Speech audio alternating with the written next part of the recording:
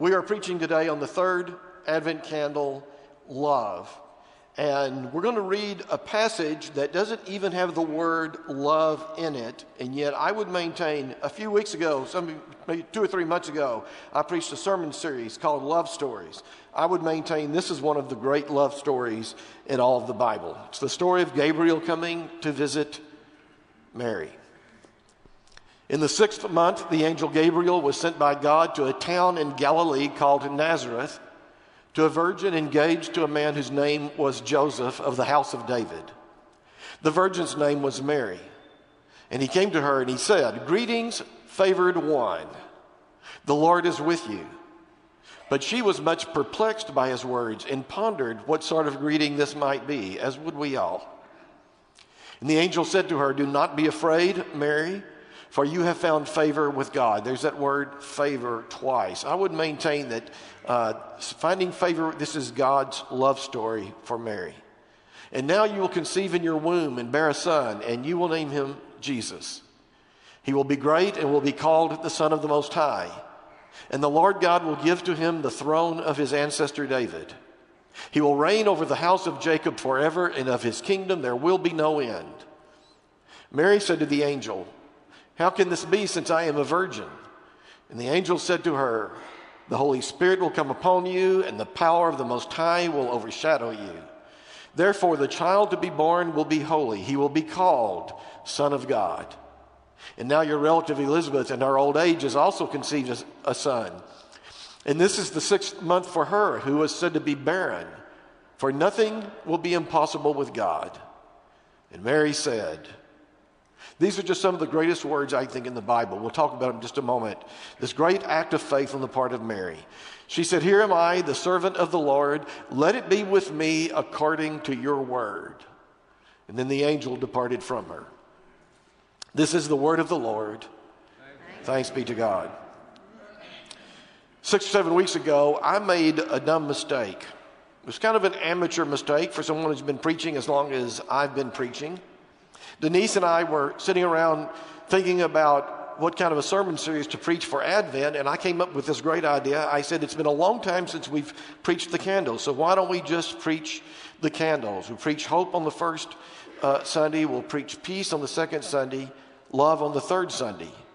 And Denise said, "That's a great idea. Why don't you preach hope, and then I'll preach peace, and then you preach love?" And she said, "That'll be real easy for you." And I said, "Okay, great idea," and we agreed to it. And then I started thinking about how it is you preach a sermon on love. It's nearly an impossible assignment. Every once in a while, I'll get an email from somebody who's come to church. They're not a Christian maybe, or it's been a long time since they've been to church. And they'll say, "Mr. Underwood, I came to your church on Sunday, and I really enjoyed it, but you were talking about some things that I don't really understand very well. Would you please explain to me the New Testament? Or will you please explain God?"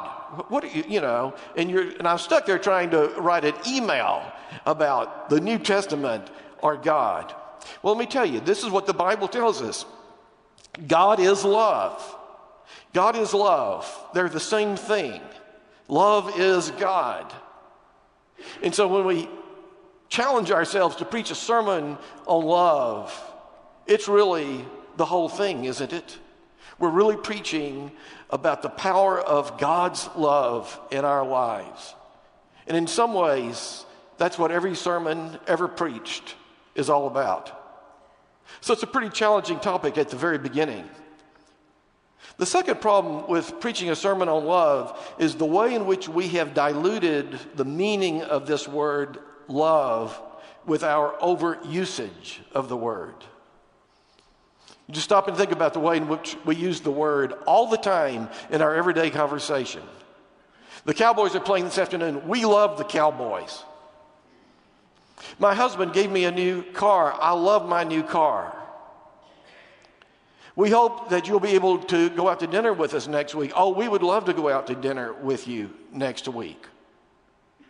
You can think about that. We use the word love in multiple ways all the time, every day, dozens of times. And in almost all of those circumstances, We're not using the word love in the theological sense. We're not talking about the power of unconditional love. And so there's a part of me that thinks that one of the reasons we use the word love so much, even when we use it in a way that's pretty weak compared to the New Testament understanding of love, is that at some level we understand that love is everything. That love is the whole ball game. That if you can ever discover unconditional love given to you freely, or if you can ever find someone that you can love unconditionally, that is everything. That is the most important thing in the world. And most of us have had some hints about that, haven't we? For instance, maybe you're a person and you remember the first time that you fell head over heels in love with someone. And you remember that was experience that you can't just describe that experience as being joyful. You would want to use the word ecstatic, at least for a period of time while you were on that romantic high. There was a sense of ecstasy about your life and about your world. Pardon me. You not only were in love with this other person, but the love was so consuming for you that you loved the world and you loved everybody else. If you're an adult and you're not in that phase right now, we know that kind of ecstasy always fades. But it gives us a hint about the power of experiencing true love in our lives. There are other ways in which you've gotten a hint about what real love is.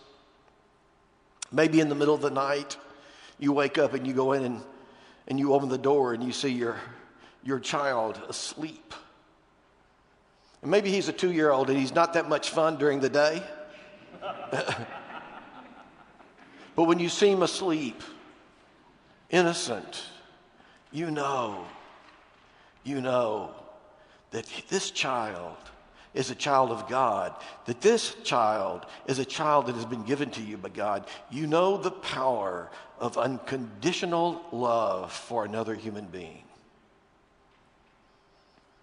So that's the kind of love, at least it's getting close to it. It's the whole ball game. When we talk about our life in relationship to God, it's all about love.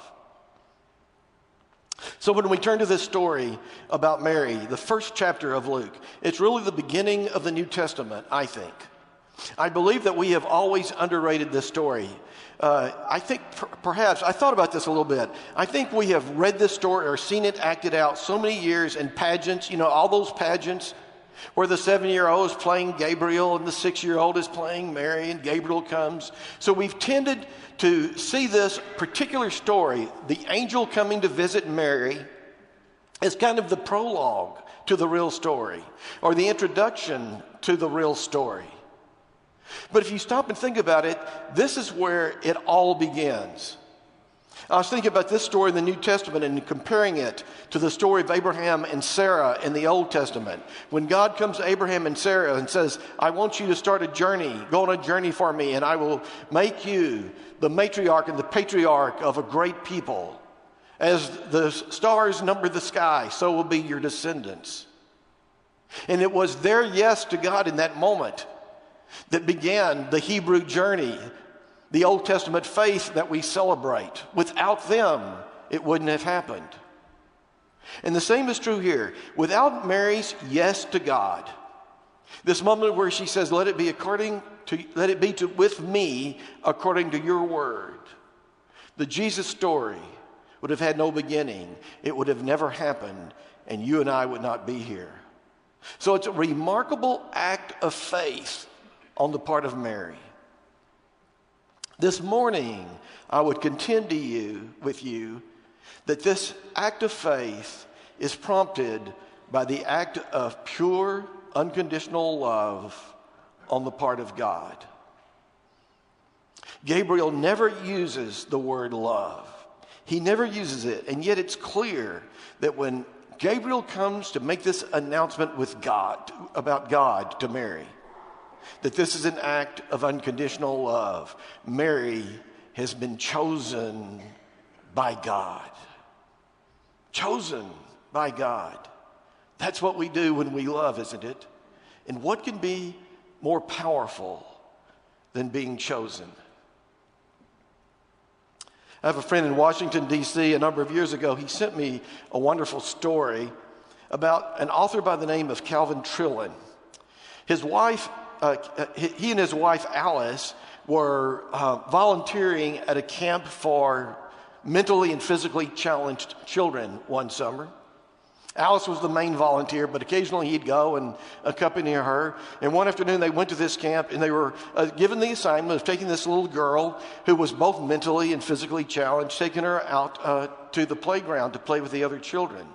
And they did so, and they sat down, and as they were getting ready to say goodbye to her so she could go out to where the play equipment, the playground equipment was, and play with the other children. And the little girl was carrying an envelope with her. And she gave it to Alice and said, "Would you hold this for me?"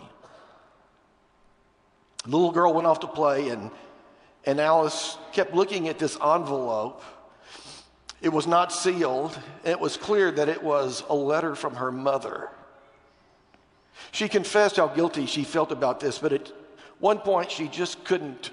Her curiosity overcame her, and so she opened the envelope and pulled out and read the letter.